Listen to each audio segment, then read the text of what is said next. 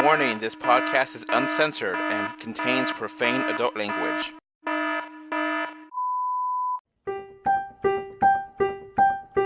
Let's go watch it in 2D. No, let's go watch it in 3D. But if we watch it in 3D, then is it worth the cost? My name's Wade Watts. My dad picked that name because it sounded like a superhero's alter ego, like Peter Parker or Bruce Banner. But he died when I was a kid, my mom too. And I ended up here, sitting here in my tiny corner of nowhere. There's nowhere left to go. Nowhere. Except the Oasis.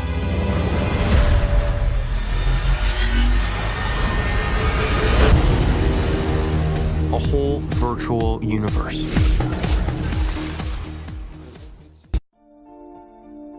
This podcast is brought to you by 3D Wiggle. 3D Wiggle provides software that lets you convert your 3D images into 3D GIFs and or movies that you can easily share on Facebook or Twitter. We have a 20% off coupon in the link in the description, and we also have deals from Amazon, and we also have a Patreon. So please click in the description to get more info. Alright, I'm Adolph Vega with Kevin Schilly. And today we're going into spoilery talk with Ready Player One. Warning, this podcast contains spoilers. Warning, this podcast contains spoilers. Now, Kevin is a guest star, so he's not a regular on the podcast, but he wanted to join in because he loves some Ready Player One. Am I right? Oh man, you're so right. Addicted. So, we'll get through the movie with spoilers, and Kevin actually read the book. Is that correct? Yeah, I read it once and listened to it with my fiance, now wife, and I mean, loved it both times. I hope I can remember enough to be able to compare the two, but definitely know good amount about it. And I have no experience with the book or the audiobook, so I went into Gave this it to movie. you. I know. I have it, but it's like 18 hours. It's 18 hours. So I don't have that time to listen to it now. I will eventually. But it's neither here or there. We'll talk about the book and what they changed, if they kept anything. I'm just the outsider going in, and Kevin is an insider going into the movie. So two different perspectives here, and we haven't talked about what we liked about it outside of this, so we don't have anything to pollute our minds of our opinions. So let's go at it. Kevin, do you want to go after the plot of the movie? Full spoilers? Yeah. So I mean, and feel free to jump in if you remember parts that I don't. But it starts off very, I would say, heavy-handed and kind of dives in, introduces all the characters right off the bat. Parzival, you meet H, Shoto, or Sho that they call in the movie, and Daito, right off the bat, which isn't the case in the book. Those are friends that are developed over time. H is like his first friend, but they are kind of all introduced as a group that are already working together right off the bat. And the contest is already kind of underway. The book itself is kind of told from the perspective of Parzival, kind of reminiscing on what happened, but in this case, it takes off and goes right into, okay, this is the first contest, it's a race. First one to get to the end wins the copper key. It harkens back and talks about, can't remember his name off the top of my head. What's his name? The owner? The main guy, yeah, the creator. Oh yeah. Halliday. So it goes back to Halliday's original Easter egg speech when he laid the contest forth, where you find these three keys. You if you get to the end of the road, you get the egg, you get his vast fortune and control of the Oasis, which is this awesome, in-depth virtual reality thing, very appropriate to our time. That being said, nobody has gotten the first key. So it's this big, who's going to get to the first gate kind of thing. And Parsifal ends up being the one. So he gets the key.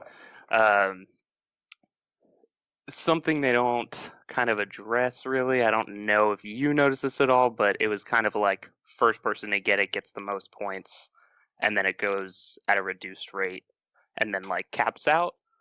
So that was a way of like kind of putting, I don't know if you caught the reference at any point, but the high five together, which was like kind of the top 5 players that were getting all the stuff first and completing all of the gates and challenges.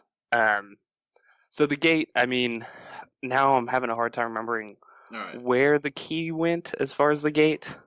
All right, so let's make sure we talk about Wade, because Parsifal is Wade in Oasis, but really. Wade is the actual character's name in the quote-unquote real world.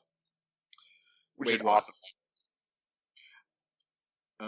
And he kind of starts off kind of narrating the movie and being the main character, so it's kind of a weird thing for me, kind of like, wait, you're narrating your own story, but you're not talking to the camera like, Deadpool or breaking the fourth wall. It was kind of a weird thing. Did you notice that? Yeah, it felt a little documentary-esque, which I guess is kind of how the book is laid out. I mean, like I said, it starts out and it's kind of like, here is something that happened, and this is how people think it happened. Here's how it actually happened, and then he kind of spills into the story. So yeah, it's just a little bit weird on a film to see that. Yeah, it was. I would agree with that. It's like a second person perspective, and it's just kind of weird. You don't really see that, and then who's he talking to when he does his exposition? Is he just thinking, or what I mean? It's just kind of weird.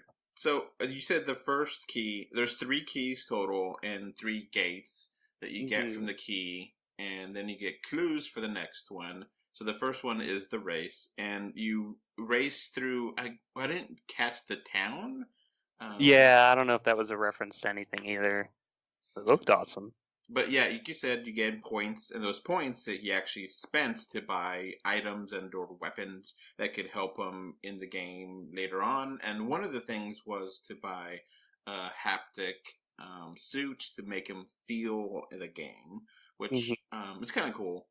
Pretty interesting. You buy stuff in game and out game. Yeah, so I mean that's kind of what it. A lot of the development of the Oasis is in the book is about how it essentially is the real world now. Is everything else has gone to shit so bad that in-game currency is actually more valuable than anything you could use outside of game. So now the movie doesn't really tell you how the world went to shit. It just kind of glosses over it. It's like, oh, this thing happened. And I was like, what? Wait. And, moving on. And it's like, what? So does the book explain how the world went to shit? Yeah, for sure. I mean, it's a lot of the same stuff you would expect.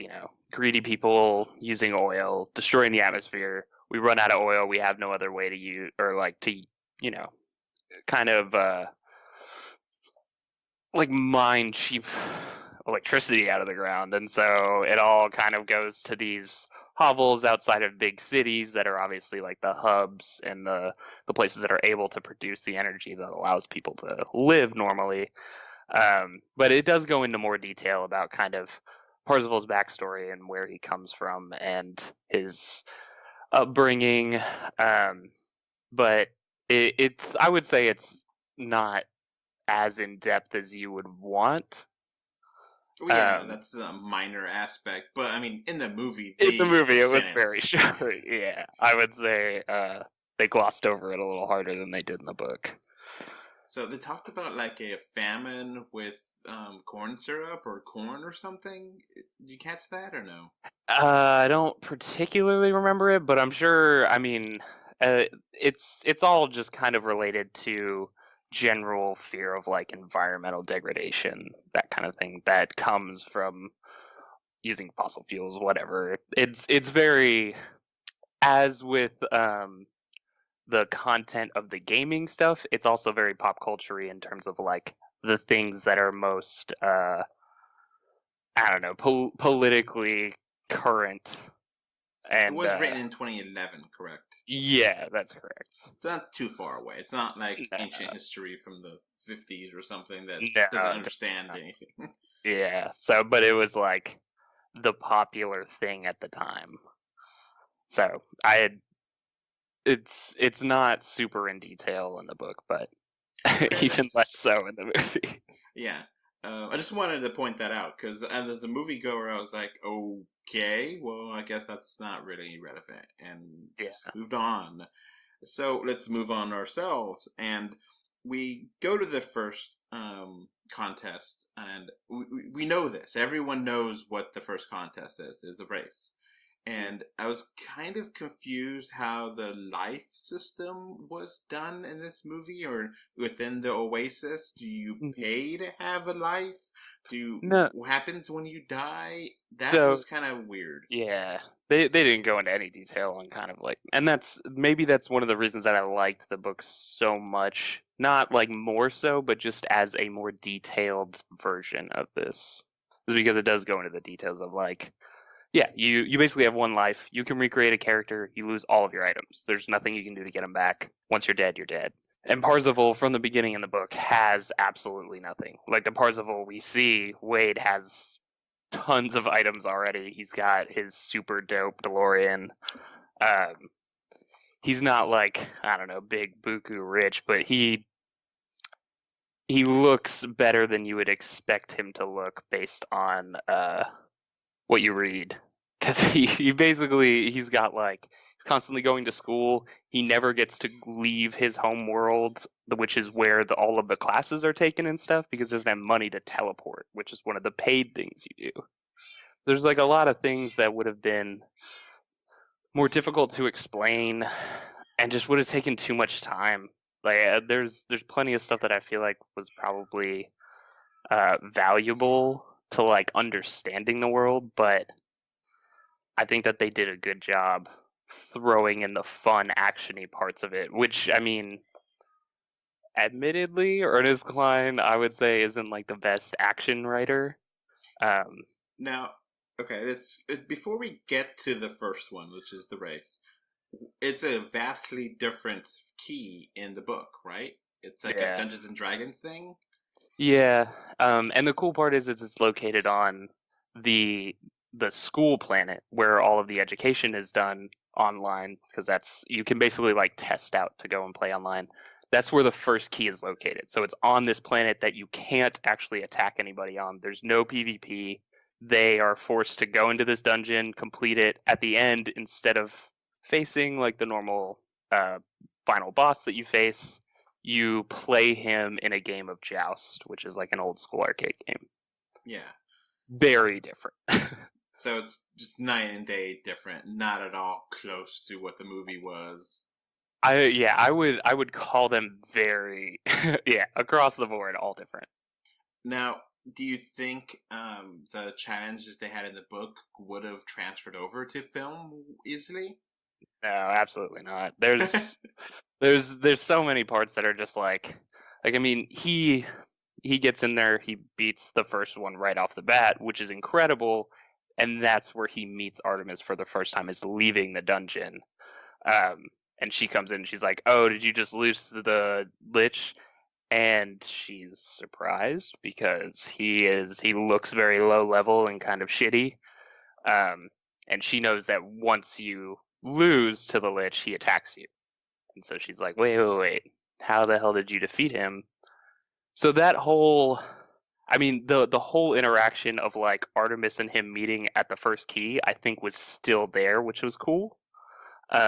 They tried to make it close enough to where it follows the general plot line of like, oh, he finds the first key and that kind of sets off everything. It's once one person finds something like that. everyone's going to follow.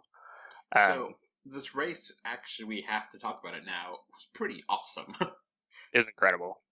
It was probably one of the best visual parts of the movie.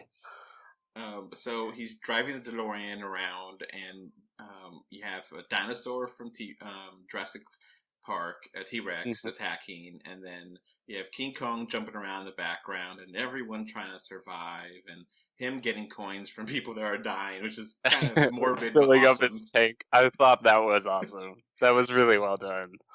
Just, you need gas, so you just use the coins you get, and that's the way you do it. And he saves Artemis at the end, which aka Samantha, and because no one wins because he figured out that Kong basically kills anything that gets there, and so his car is wrecked, and he talks to what is it, Helen, and or was it Art? Oh, H? Are you talking H. to H? Yeah. Yeah, H, the big dude / black woman. Yeah, and he fixes the car, and he fixes the bike, which is from Akira, right? Yeah, I didn't get that reference, but I saw it all over the internet after I left. So, then Wade goes into the vaults, I guess, or the library to learn about the past with. Yeah, that's not so that's one thing that was pretty different. Basically in the Oasis everything is accessible all the time, especially just what you would picture the future of the internet, open, free sharing of information. So every book, all music, everything that was published ever is available for free.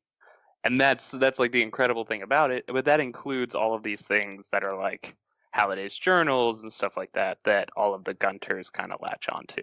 So while the vault wasn't necessarily in the book, I think it was a good representation of all of these Gunters, which I don't know, I can't remember. Is that a term that they used in the movies? I don't think so. It was just more like a museum that you would watch the, memories of Holiday. And it's a really cool idea. I really like it. It seemed interesting and a way to give you story without really having a flashback. And they explained it enough, that his memories were scanned in or some shit like that. Yeah. And it was like a 3D hologram, and you could see everything, and important things in his life and events to the Oasis. So it is interesting how that actually delivers a story, and you get to know Holiday and part of the reason why the Oasis was made, and you get to have that character development and that story background that it gives a good flow to the overall arc of the story. Yeah, it definitely helps with exposition, I would say. But like what I had asked with the Gunters is actually the name of the egg hunters. So that's people that so that's like it was, I don't know if they like talked about it or glossed over it, but they're like in the book there's three kind of categories. It's either you're in an IOI, Innovative Online Institute or Industries. They're the ones with the little symbols with, Sorrento at the head. Then there's like Gunters that kind of group into clans, and so they basically agree to share the prize with everybody in their clan, so they're all working together. And then there's Gunters alone, which are Artemis, Parzival. All of them are exclusively meant to be just like solo, trying to find it and win alone. And they all have their own opinions about the other groups, but it's a big thing in the group, that whole like dichotomy of, oh, we have to do this alone. And that's what makes a lot of like the sharing of clues and information and stuff like that almost not present in the book, or at least like when it's touched on, it's really uncomfortable because nobody wants to talk about it. So it kind of threw me off how I kept getting this wrong when I did my spoiler-free review. I0I. not Mhm. 101 like it looks like. Yeah. You know, but anyway, that corporation is the second biggest corporation compared to the Oasis, which is the first, and they have their team of people who I guess they hire people to try to play the Oasis and try to find the way to get the keys so they could get control, and then they want to commercialize it. So that's the basic villain, antagonist, is the whole corporation, which is head by Sorrento, which I really didn't like Sorrento. I mean, Didn't like him like as a character, or didn't like him just like the acting? I just kind of okay. The character is okay, but the acting was just really cheesy and really corny, and Mm-hmm. it's just like, come on. It's just like a mustache twirling villain. It's like, ooh, what can we do Yeah. next? Yeah. No, you're right. I would agree with that. Was Definitely he better not. in the book? Yeah. He's a lot darker in the book. There's a lot of dark shit that happens that I don't know if I want to spoil it for you because there's some big differences as far as like what happens to some of the characters. Well, let's keep going with the movie. Mhm. So, eventually we get Wade figures out, from watching a memory that go backwards in the race, and then that unlocks a secret area that is like a debug mode where like Yeah. you see the code and you see how everything plays out, and it's kind of weird because like you see that everything is literally programmed to fall in a certain way, and Mhm. like you would think someone would figure that out, that hey, the T-Rex doesn't come at 5 minutes in or whatever, and no one has. So he's actually having to reverse the entire time, and that was kind of weird, but I was like, dude, that's really hard. That's hard, and that's the thing. Like little things like that are never easy, but he like does it like it's nothing. So that's where he gets the first key, and then gets the clue, and he talks to Artemis, and that's when Arch is like, oh, you shouldn't H. H. I had So it. in the book, it's spelled AECH, but it's just pronounced as H. Yeah, Like it's kind of hard to remember. just say H like an H. And that way you don't even have to think about it. Sounds right. All right. Anyway, so they want to go on a date and talk about things, and he's fallen in love with Wade is falling in love with Artemis, and I did not buy that for a second. So part of the thing that they didn't go super deep into was he had been following her for a really long time. As in, Really? like, she was the big Gunter who had, like, a blog and talked about all of her theories and stuff like that, was this very prevalent thing in the Gunter community. And so He stalked. that exactly. It was genuine cyber stalking. And then she meets him in the dungeon for the first time. That's where it kind of sparks off. He doesn't like break it to her that he's the cyber stalker right off the bat. But that is the idea behind it develops a little bit more to that point. So there's not as big of a disconnect of just like, oh yeah, he's just like smitten with her, because like when they're driving, I mean, like you can tell, and to someone who's read the book, it was like, oh yeah, obviously he loves Artemis, but it was very abrupt. A movie, I did not see that. It wasn't enough screen time for them to really connect that way, and that felt really rushed. And so then Wade buys all these cool gadgets and stuff from with the points he gets. Were they in the book or no? No, I mean, like he goes crazy with his money, which is awesome because like he's never had any. His credit count's always been 0. So whenever he gets some, that's when he goes out and he starts buying he buys like a planet. He buys his awesome DeLorean that I mean, you see at the beginning, yeah, but it's super badass. It has like a little phase shifter that allows him to go through solid matter. So he's just like this floating time traveling fastest, awesomest thing there is. And then it shrinks down to like the size of a little car that he can throw on the ground or put in his pocket. So fucking cool. Oh my bad. But it was there was like it was a lot of fun. That shop was like just meant to be, oh, he just like got buku bucks and now he's gonna spend it on these cool things. And they crammed a lot into there, like you said, where he buys the suit. The holy hand grenade, I mean, that's not something that he got, but that is a great reference. Mm-hmm. Especially because the first gate leads, or the first key leads to a gate that leads to, oh man, that's crazy. I totally forgot. The first like gate, fountain. Yeah, but like the first gate in the book leads to, dang, I might even have to check with Kelsey on this. I think the first one is one of the movie read-throughs, so he essentially has to do like imagine a game where you just recite the lines to a movie the best way you can. Okay. And it's a super cool idea. Like, even as I'm saying, I'm just thinking that would be so much fun to have as like a thing, but he straight up has to like play through one of these iconic 80s movies. And he goes through War Games, and I think Monty Python is one of them. And I'm pretty sure that's why they included the holy hand grenade, was just to do a little wink to the fact, I mean, not just that it's also pop culture, but also it's a very cool thing from the book that didn't get introduced at all.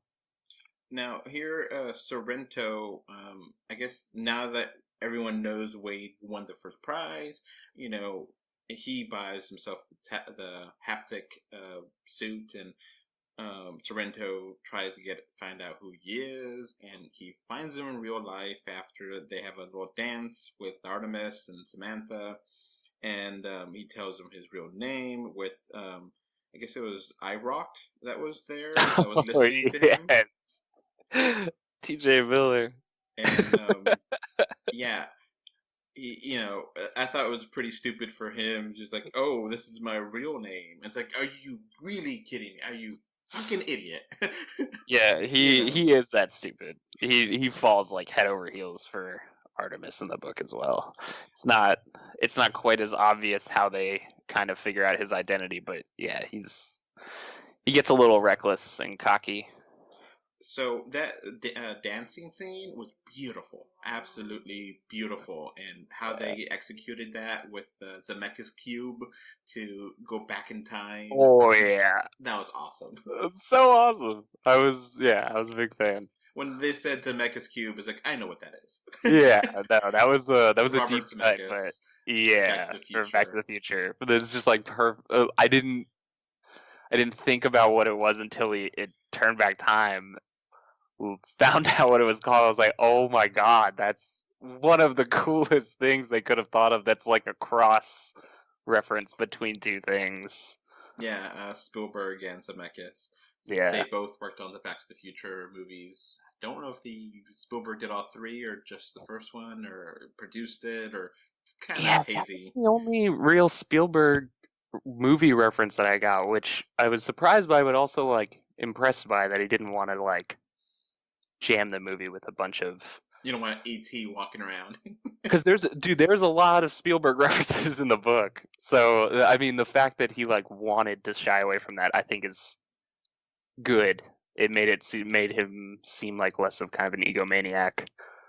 So they eventually, I guess, talking it over, they get to, I guess, how do I put this? They get to figure out the next clue is in the movie of Oh yeah. So I think that was like their best way of kind of referencing those couple games that they played. But The Shining, oh my was god, an amazing thing. So well done. Oh my god. And it's like perfect. I was like, did they really go to the actual hotel? Was there an actual hotel, that had this? And it was pretty awesome. And I've seen The Shining recently, so that was a fresh memory. It's like, I know what that woman is in the bathtub. I know. Oh man, and then whenever Sorrento is watching all of the people screaming, the IOI employees, Yeah. I couldn't stop laughing. That was absolutely hilarious. So, he has to find out about, dancing, and that, eventually, that there's problems with Holiday, and how he regrets not living in the real world and not falling in love, and that it's actually pretty legitimate. I think I actually really like Holiday as a character in the movie. I think how they develop his story, and that the Oasis is his own oasis as well. So, I like that. I really like that a lot. And, so that's where the second key is. And, Artemis finds it, and, but the rest of the team are there, and like the rest of the team really got shafted, I think, with time. They got like no screen time, like maybe 30 seconds each character, and like This podcast is brought to you by 3D Wiggle. 3D Wiggle provides software that lets you convert your 3D images into 3D GIFs and or movies that you can easily share on Facebook or Twitter. We have a 20% off coupon in the link in the description, and we also have deals from Amazon, and we also have a Patreon. So please click in the description to get more info. So then, Sorrento is really going after, I guess Samantha and Wade meet off in real life. And then they talk, and, there's a big thing about Samantha having a scar or a birthmark on her face, and it's like, it really isn't that noticeable. Yeah, you need to calm down, lady. And it's like, don't you have makeup? I mean, it's not that bad, really. I don't think most people care, It's just like anybody's insecurities. That's hers, and I think that's what it was in the book, but it's pretty mild.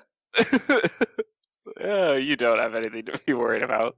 Yeah, I mean, they did have good chemistry in the real world, and then Sorrento and the IOI company, start to go after them, and they're part of the resistance, and it's like, okay, there's a resistance. I thought they're just people playing games. I thought that was kind of that definitely wasn't in the book. That was one thing that I knew that I could tell going in was going to be a thing, is that it was going to be organized around this idea of people, I don't know, banding together. The resistance thing is weird to me.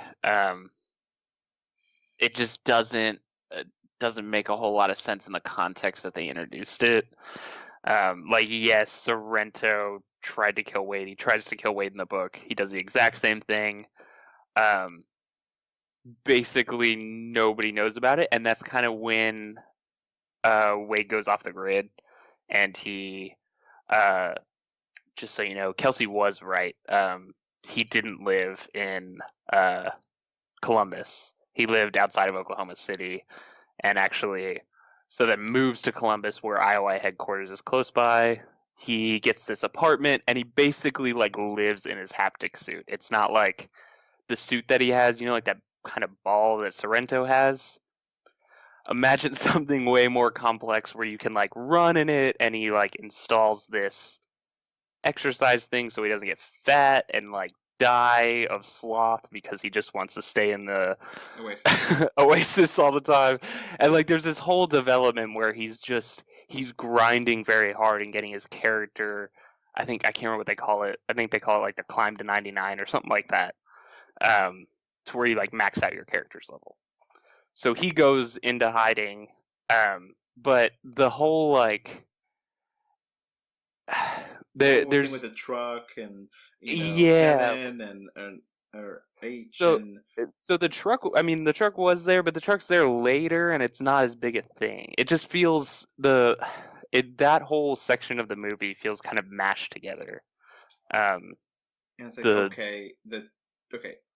this part I really had a problem with, and I mentioned that is one of the things I vaguely said in my spoiler free was that there's some story conveniences, and one of them is that all of the friends are in this city. I was like, that's ridiculous. Come on. Yeah. I could believe Sam. I could believe maybe or H, but maybe all of them.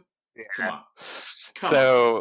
Samantha's the only one that's actually close in the book. H is very far away. H is constantly on the move, does have this basically mobile center that she drives around in, logs in, plays and stuff, just so that she's off the grid.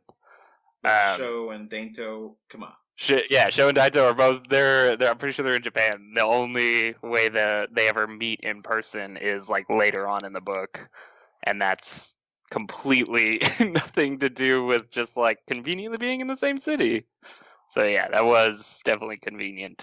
I was like, okay, I get it for the sake of the story, but come on, that's a little too much of a jump.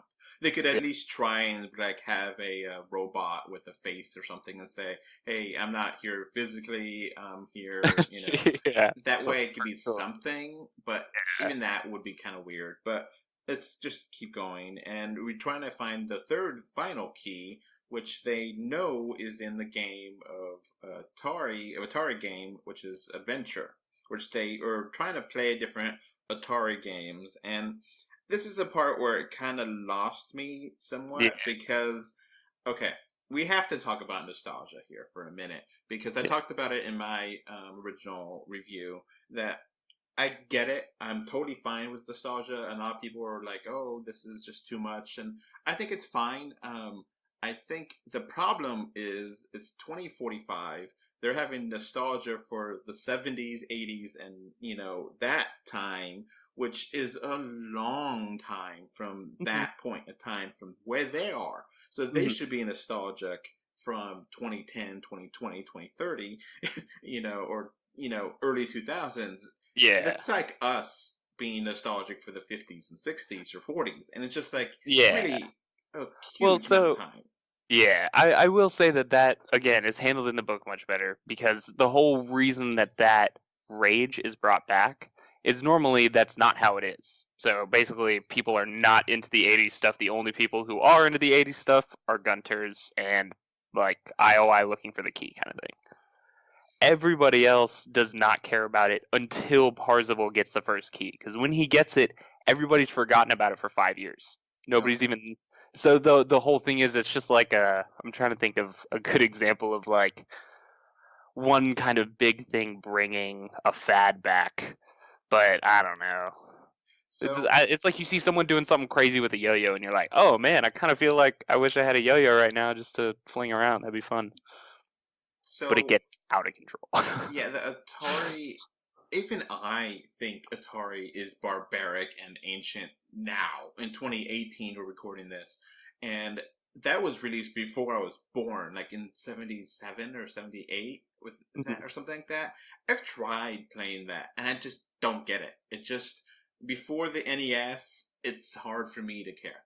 And I can imagine... you know, 30 years from now, that's going to be even more the case. It's really abstract game. You know, it's fine for the time, but, you know, it's different. I think the NES games really make it more believable into your world. And, you know, that era makes more sense. It's not as abstract as blocks, you know, and colors as it was in the Atari age, where we didn't have these graphics, you know. So I thought that was a little bit too much in the nostalgia.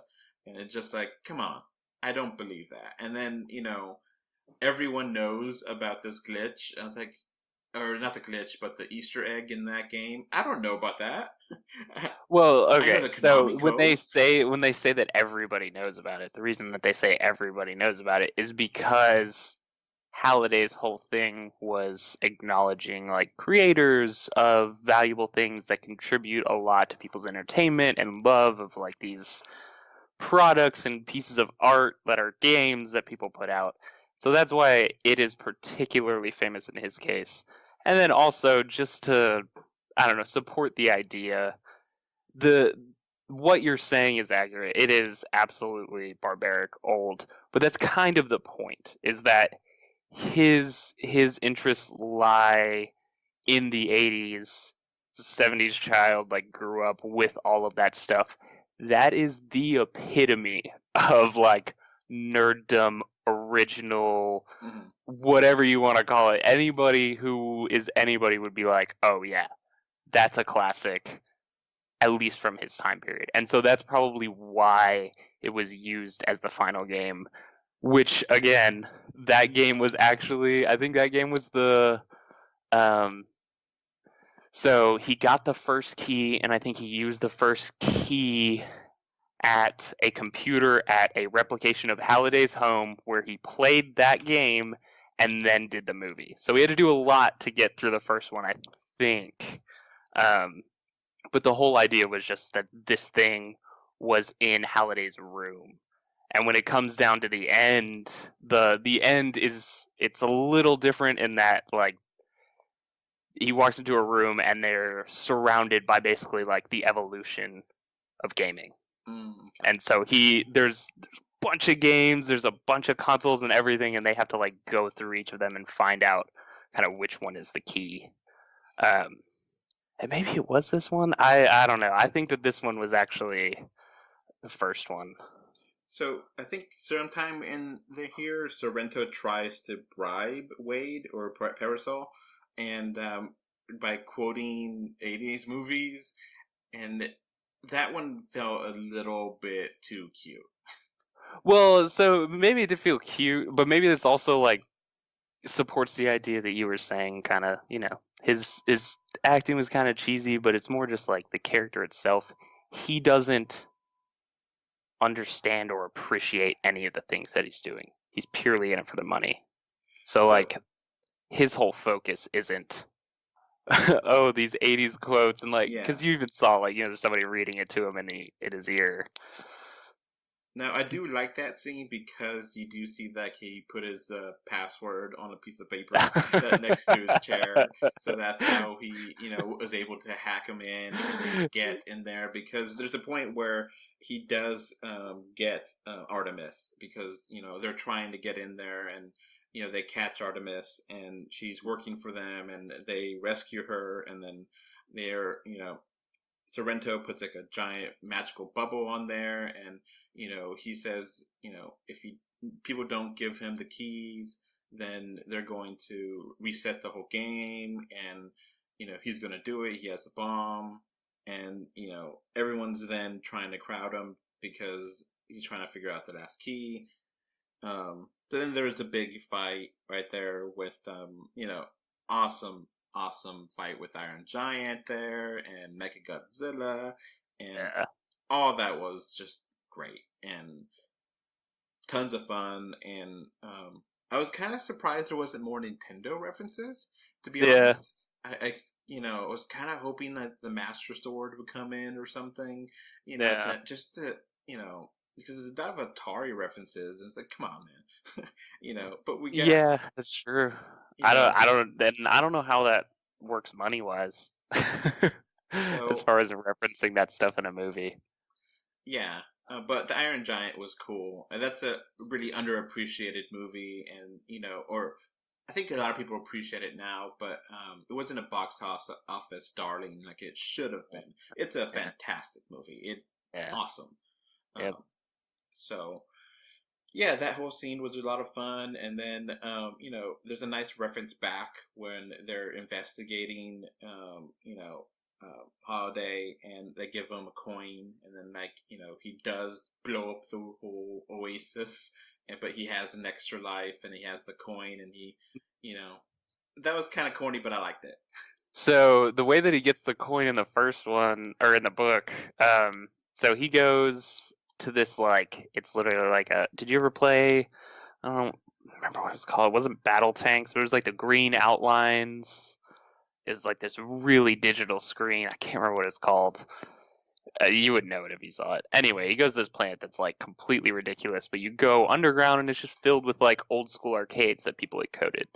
And one of them was one that Halliday had coded. He goes to it, finds this random unplugged, broken, which is weird because it's in the Oasis, Pac-Man game, like plugs it in, pulls the sign off, and there's a quarter that's like stuck to it.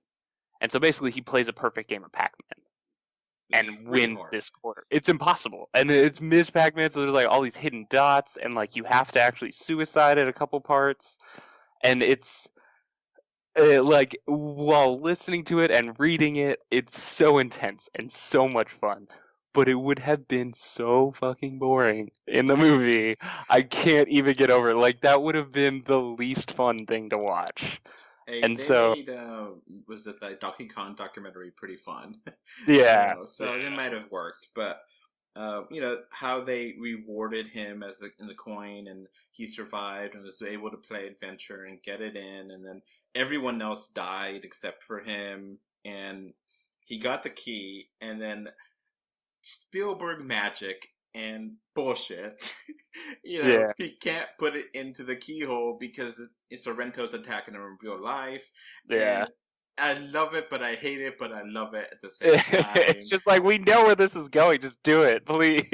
But it was fun. I was It so was, happy with yeah. it, though. It was Spielberg can pull that off. Not many people can. And Yeah, it worked. And he finally got in there, got the key, and then he talked to Holiday's AI. And, it's like, oh, it was another test in there if you really wanted the game, or, if you're just greedy. And I kind of saw that coming, but it was neither here and there. And, eventually Sorrento goes to, Ohio or Columbus and tries to just take it away from him with a gun. And, like, there's a crowd scene, and, like, the crowd just dispersed. I was like, come on. yeah. Really? What are you guys doing? I mean, at least that one person gets shot, Yeah. and it's just like, whatever. And then, there's a happy ending, and, it wraps up with, they close off the Oasis for 2 days a week, and then,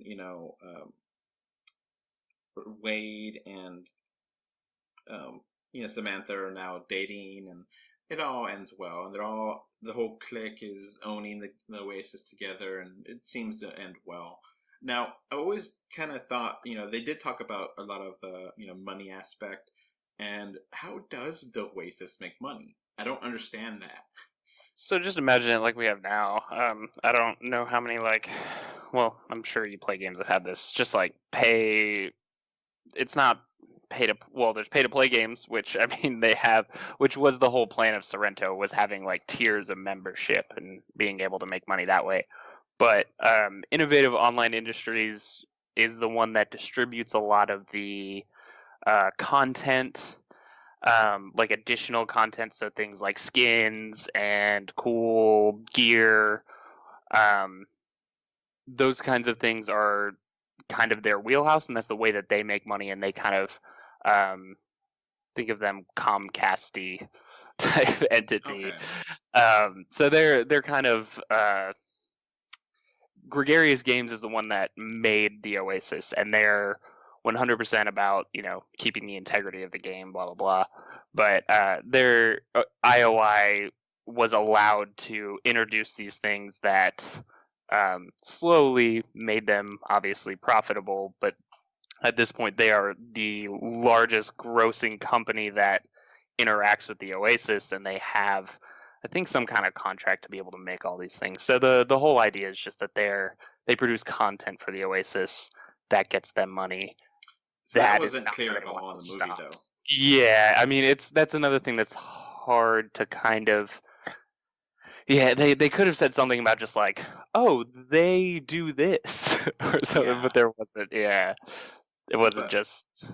I know that nitty gritty, stuff isn't really important, but the fact that they really make a big deal about, the company trying to get greedy, and it's like, okay, how do they do this to begin with, and how does everyone afford VR in the future? Is it that cheap now, or is there other VR games besides the Oasis? That kind of was left vague. Well, yeah, and I mean, it would have been, yeah, they had to tread that line between too much detail and allowing people to just have fun, which I feel like is what the movie was about. Like the book is very fun, yes, but it's a little more nitty gritty in those kinds of aspects, and it gives you a little bit more satisfaction as far as a sci-fi book, because a lot of times it's fun to read about those things and like think about what could be the future of that kind of stuff. And I think definitely that's where it succeeds the most, that it's Yeah. so much fun. And I just had a blast. And I think ultimately I was able to forgive a lot of the little problems because it was so much fun. Yeah. You know, movies are entertainment first, and it entertained the hell out of me. So I really liked it. So I guess we'll wrap up. You know, I gave my score before, but I'll give it to you now. I'm going to give this a 8 out of 10. What do you give it? Yep, we agree on that. That's a solid score for it. I don't think any of the things that I didn't like about it were enough for me to dock it any more than that. I mean, there's issues. There's got to be some little things here that could be cleared up and fixed. And Sure. You know, I would definitely say the biggest problem is character development. Yeah. But it just it doesn't distract me. It's incredible. And a very good, I would just say it's like a